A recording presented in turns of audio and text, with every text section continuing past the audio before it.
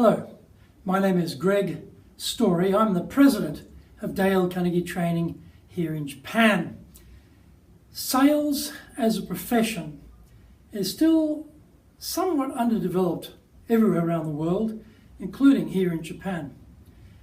There are strategies that work, strategies that don't work. There is behavior that works, behavior that doesn't work. There is best practice and there is worst practice. We know that the sales conversation should go in a certain sequence to make sure we get to the right outcome. So we need to build the trust at the beginning when we make that initial approach with the client, setting up the appointment, having the first appointment. Then that first appointment we try and uncover what are the needs of the client. Then knowing those needs we come back and we deliver a solution based around those needs that answers the client's requirements. If there's any hesitation, we deal with that, and then we ask for the order, we get the commitment. So that's basically a very simple cycle. The well-designed questions part in getting to understand the client's needs, though, is one of the more taxing, I suppose, or difficult areas for salespeople. Our clients are not all the same, though. For a start, what is the job of the person we're talking to? Are they the executive buyer, for example, the CEO? Are they the financial buyer, often the CFO? Are they a technical buyer, might be the head of IT? Are they a user buyer? They might be someone who's going to receive that service once the company buys it. Might be, say, in marketing, if you buy some software or you buy some product for the marketing, they're going to be the ones using it. So depending where you sit within the company, how you see the requirement for the purchase may be quite different. So that's one layer we need to be thinking about when we have those conversations. So we need to frame our point of reference around where the client is actually sitting within the company. Another thing is also the personality style. Are they a very big picture person? Are they a micro detail oriented person? Are they a go type of person? Are they a very, let's take our time, be very considered type of person? That's another layer we have to apply when we're thinking about having a conversation with the client. So when we get into asking questions, in Japan, a very important part is to ask permission to actually ask questions. So as we're going through the rapport building stage, we might give what we call a credibility statement before we go into actually asking the questions. Now, a credibility statement would be something along the lines of, in general terms, this is what we do. Here's someone we've had good results for in the past. The assertion there is, well, maybe we could do the same for you, but we say that in a very low-key, soft way. In order for me to understand that, would you mind if I ask you a few questions? Now, why is that important in Japan? In Japan, the status of the buyer is somewhere above God, and the status of the salesperson is extremely low.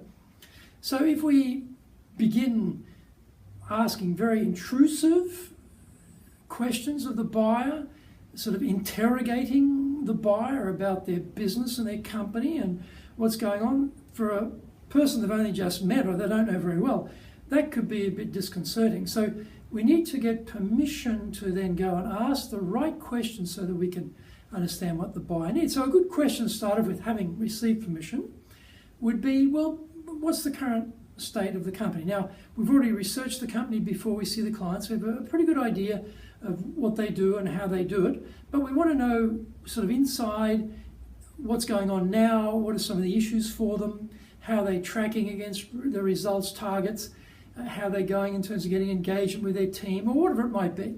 So we asked them, first of all, something about what's the situation of the company. Something very, very simple like, so how is your business going at the moment? How are things looking for you? Very soft, very low key, very simple question. And the client will then tell us a little bit about how they're doing. And now we want to try and understand a little bit about their aspirations and their goals, because we're looking for, is there a gap between where they are now and where they want to go?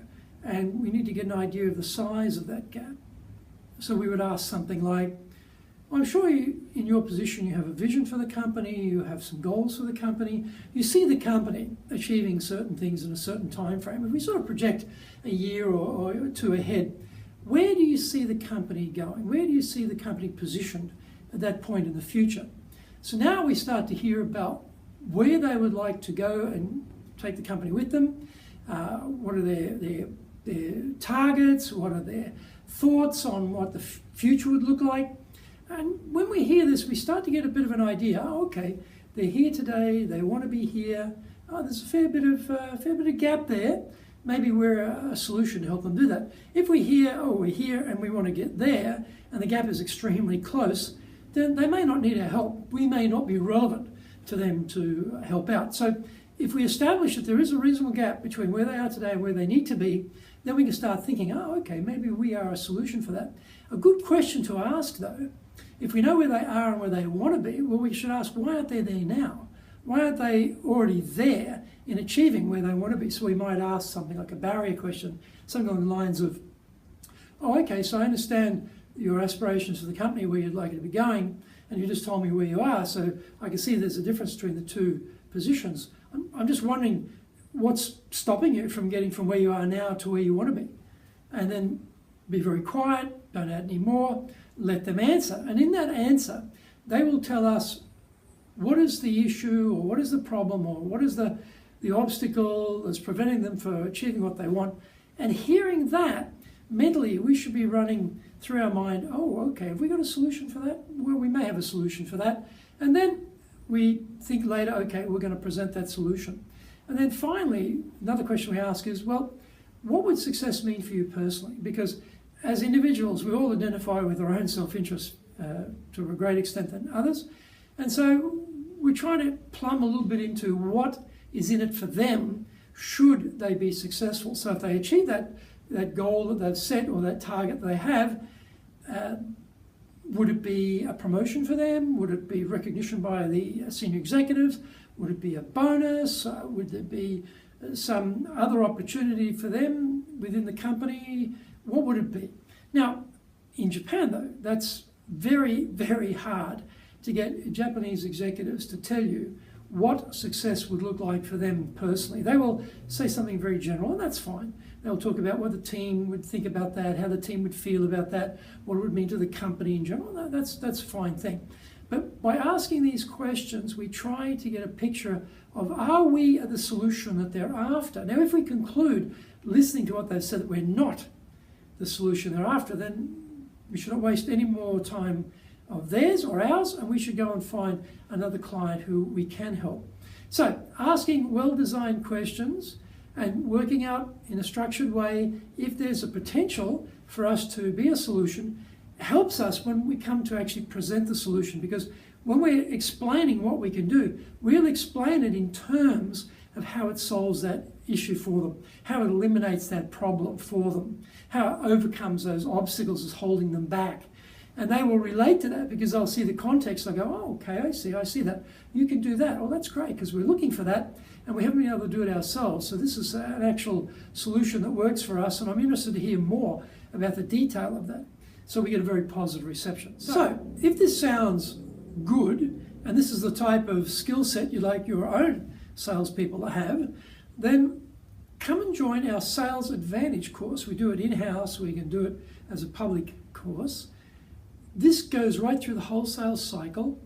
We deal particularly with this how to ask well-designed questions component.